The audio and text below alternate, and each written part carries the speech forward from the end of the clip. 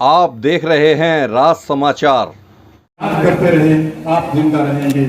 यही राजनीति है और यही ही राजनीति हमें करनी है।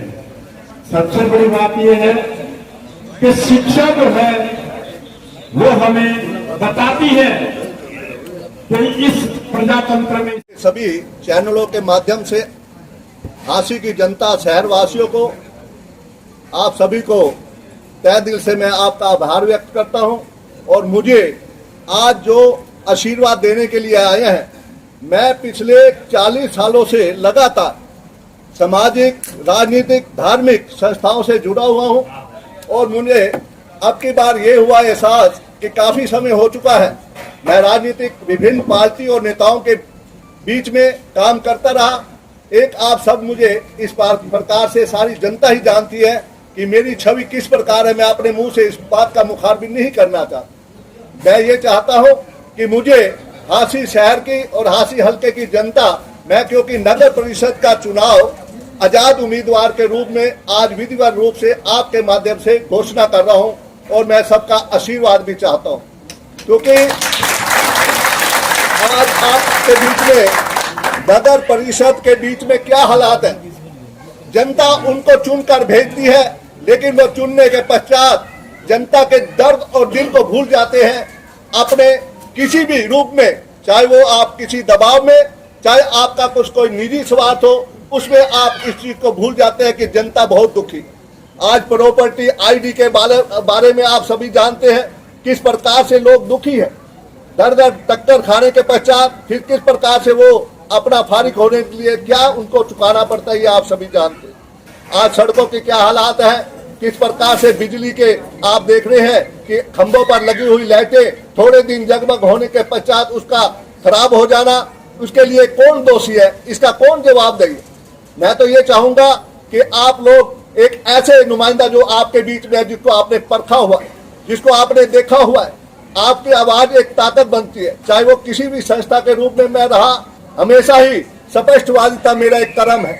आज मेरे जितने भी साथी आए हैं, कितने भाई आए हैं, सबको मैं एक बात कहकर आया हूं कि मैं इंडिपेंडेंट चुनाव की घोषणा कर रहा हूं। आप मुझे आशीर्वाद देने आए।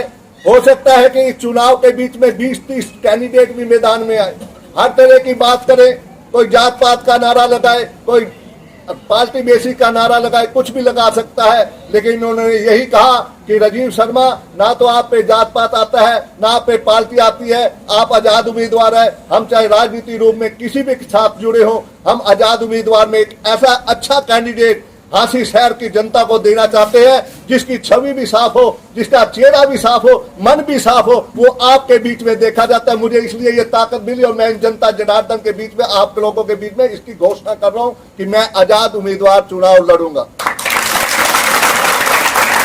और मैं आपके बीच में ये भी बता देना चाहता हूं कि जीवन में आज तक ना गलत काम किया, ना गलत करूंगा, ना सहन करूंगा, ना करने दूंगा, क्योंकि जनता के वोट की बहुत बड़ी ताकत होती है।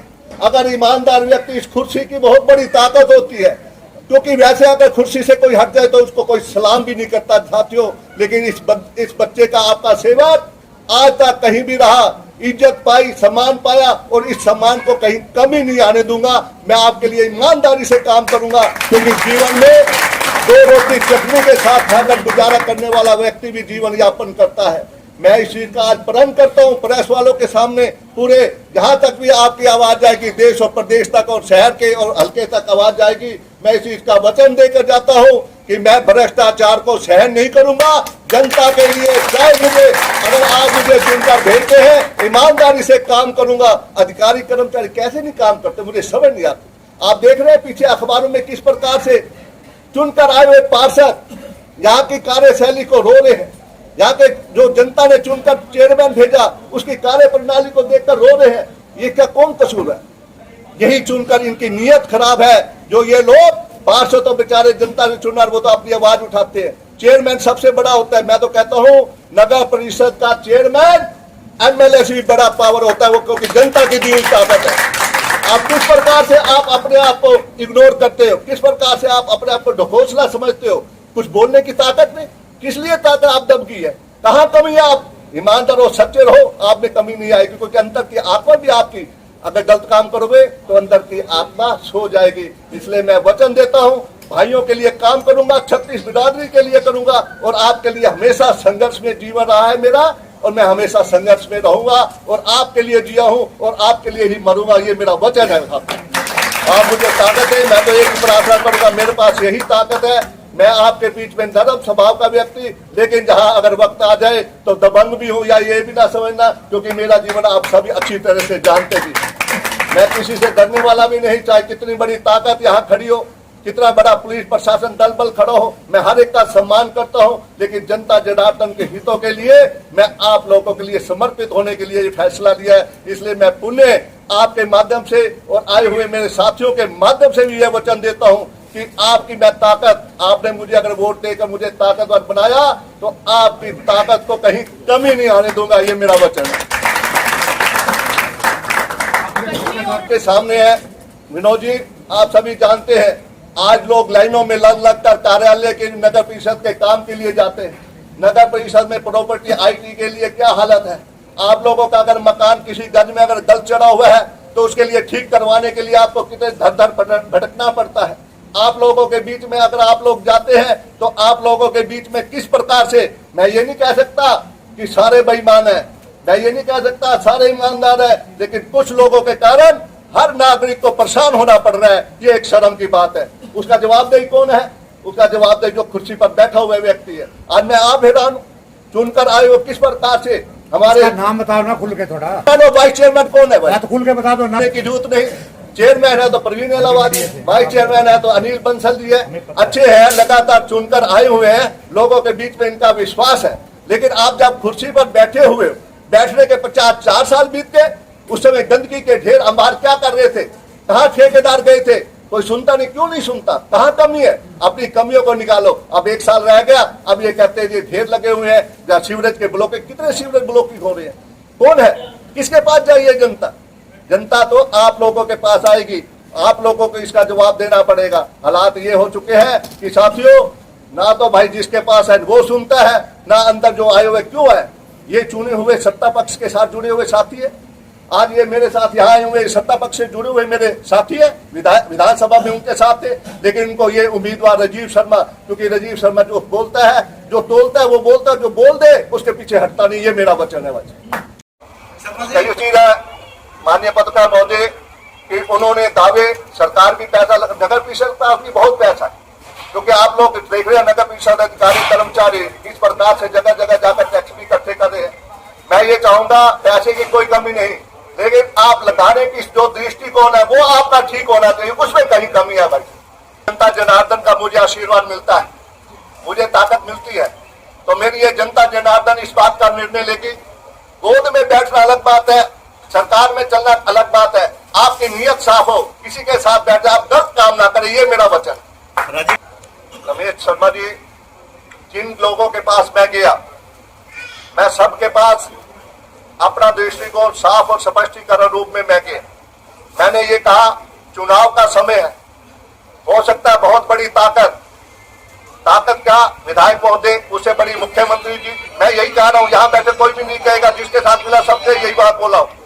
आप पर भी दबाव पड़ेगा, आने वाला कोई उम्मीदवार हो उसके लिए कहीं रिश्तेदारी भाईचारे का भी दबाव पड़े।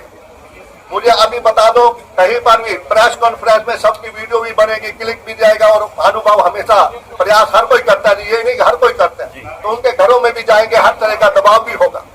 हर साथी ने ये कहा हम वचनबद्ध है, हम आपके साथ हैं, जो ये यहाँ पर आए हैं, और इससे कई गुना ज्यादा हजारों की संख्या में लोग जो मुझे अंदर आत्मा से, हजारों की संख्या में अंतर आत्मा से मुझे आशीर्वाद दे चुके हैं। ये बातों में आपको कह देता हूँ और प्रेस कॉन्फ्रेंस के माध्यम से भी ये बता देता हूँ कि ये जितने भाई हैं, ये 100 गुना बढ़ाकर आपके बीच में जब भी विधिवत रूप से कोई अगला कार्यक्रम घोषित करूंगा, 100 गुना फालतू जनता आएगी आपके बीच में।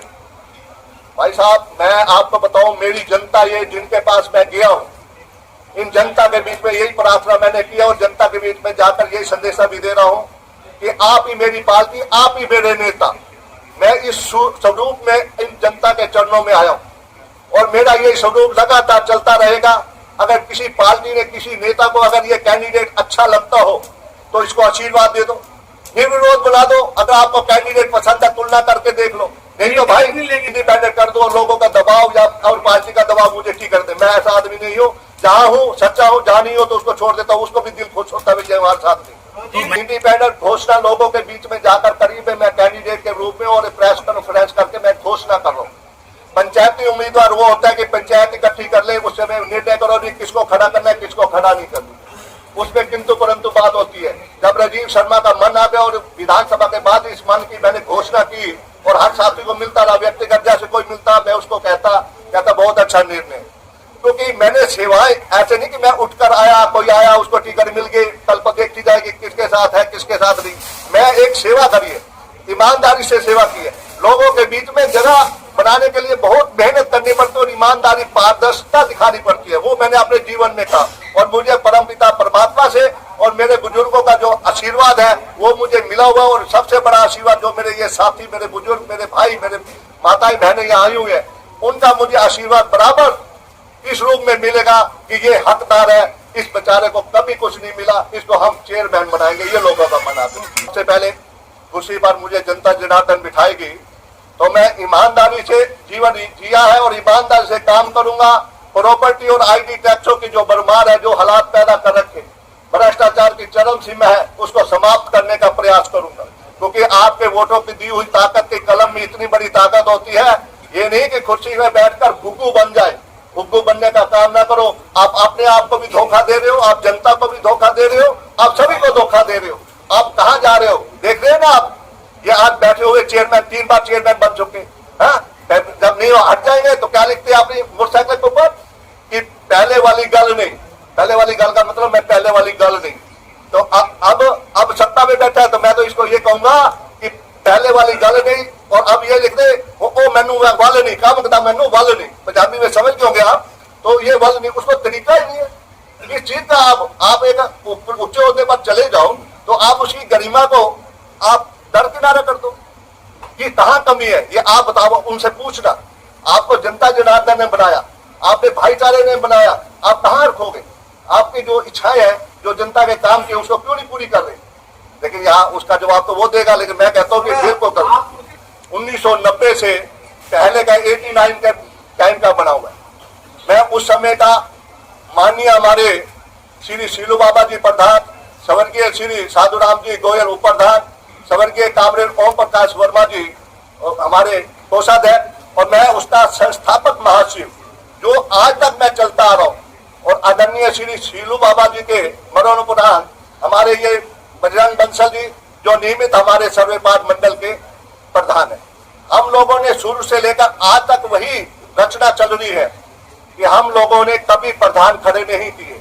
हम लोगों ने एक सर्वे पाठ मंडल का गठन किया और इसी सर्वे पाठ मंडल में जिसने अपना व्यापार मंडल अलग बनाया, उसने 2018 में जैन धर्मशाला में मीटिंग थी। वहां पर प्रधान जी की हमारी अध्यक्षता में मीटिंग हुई और वहां पे डिवाइड करने उनकी नीयत में क्या था वो मुझे नहीं पता, लेकिन उस टाइम मीटिंग में ऐसे कर रहे थे, अपने साथियों को कर रहे थे भाई खड़े हो जाओ।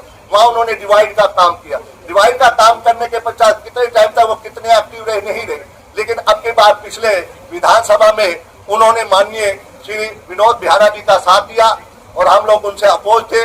तो कहने का भाव है उसके पश्चात इन्होंने ये सोचा कि ये सोच तो कुछ ऊपर चलती है, लेकिन झूठ नहीं बोलना चाहिए, सब चीज लोगों को दिखाई देता है। तो उस व्यक्ति ने जाके आशीर्वाद लिया। ठीक है भाई, सरकार है, विधायक से 2 तरह की बातें होती हैं। राजीव शर्मा का जो ऐलान है वो एक समझ लो बिल्कुल पक्की है। और आप जो कह रहे हैं कि अगर वो टिकट देना चाहें, टिकट देने की बात नहीं, टिकट जब मैंने अपनी जनता को बना लिया कि ये मेरी टिकट और यही मेरे नेता, उसके पश्चात मेरे पास क्या रह गया। सबसे बड़ी तो ये है मेरी टिकट, और पार्टी भी ये है, टिकट भी ये है, मैं इनका सम्मान करता हूँ। सबसे बड़ा यही मेरी, सब तो यही मुझे बना देंगे। मैडम जी, मैं बिल्कुल मानता हूँ भारतीय जनता पार्टी की सरकार लगातार आ रही है, उनकी पॉलिसी भी अलग रूप की है, वो हम अच्छी तरह वाकिफ हुई है। मैं 5 साल रह भी चुका हूँ पार्टी में। कहने का भाव है कि हर चीज को मैं जानता हूँ। मैं मैडम, आज मैं आप इस बात को मेरा एक साथी, बचपन का साथी बता भी रहा था।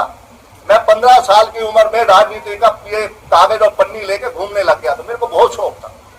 चौधरी हरि सिंह सैनी के टाइम में मैं छोटा था, चौधरी बंसीलाल जी का एमपी के टाइम भी मैं बहुत छोटा था, उनके बस्ते लेकर घूमता था।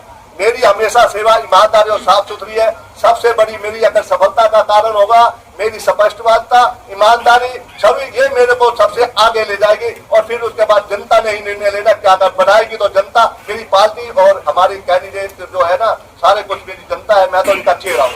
ठीक है जी।